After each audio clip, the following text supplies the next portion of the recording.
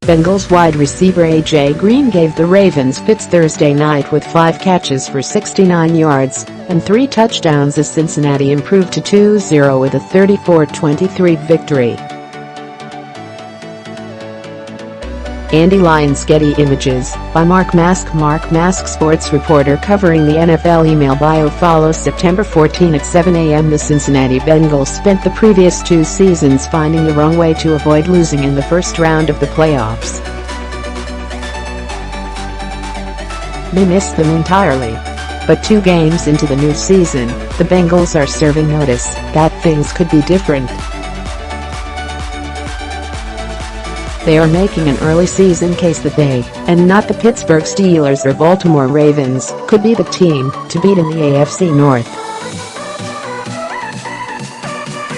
The Bengals sprinted to an early lead Thursday night at home against the Ravens and held on to win, 34-23. They're off to a 2-0 start, while the Ravens and Steelers are showing some vulnerabilities. Joe Flacco can't rally the Ravens all the way back from a 21-point deficit and lost to Bengals. Some were surprised when the Bengals stuck with Marvin Lewis as their coach after consecutive losing seasons, with records of 7-9 last year and 6-9-1 in 2016. The team has yet to win a playoff game with Lewis as its coach and Andy Dalton at quarterback.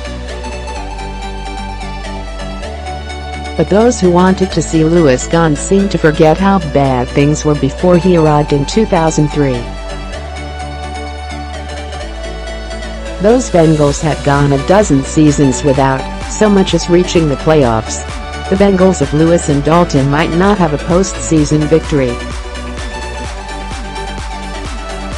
But in order to lose in the opening round of the playoffs in 5 straight seasons between 2011 and 2015, the Bengals had to reach the playoffs in 5 straight seasons.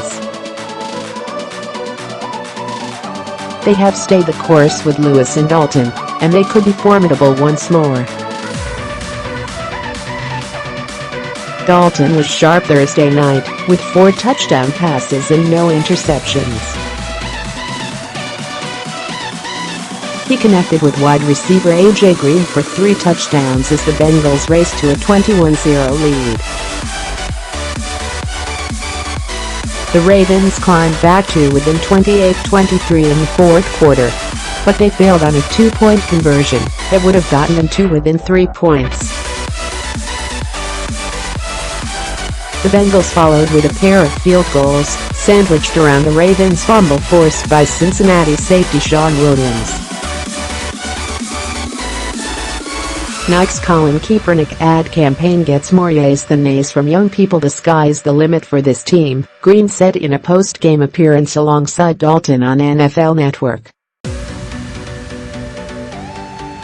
Dalton and Green are the mainstays of the offense, but it remains versatile with the running threat of second-year tailback Joe Mixon.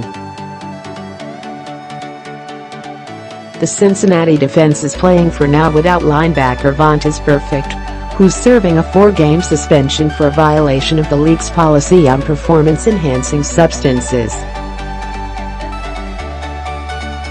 But the Bengals had a decent night on defense Thursday, sacking Ravens quarterback Joe Flacco 4 times and intercepting him twice. "I definitely feel like we have the potential to be really good," Dalton said. The Bengals will be tested by playing their next 2 games on the road at Carolina and Atlanta. Then they must demonstrate, beginning next month, that they can challenge the Steelers, who have beaten the Bengals 6 consecutive times, ending 9 of their last 10 meetings. The Steelers have won 3 of the last 4 AFC North titles, but they opened the season Sunday with an embarrassing tie at Cleveland, and they continue to deal with the absence of tailback Le'Veon Bell as he remains in a contract impasse with the team after being franchise tagged. Remember when the NFL's new helmet hitting rule was going to ruin the sport? Now, not so much. The Ravens are in a win-or-else season for Flacco and coach John Harbaugh after 3 straight non-playoff years. All seemed well when the Ravens demolished the Buffalo Bills, 47-3, Sunday in Baltimore to begin the season. But they couldn't keep things going.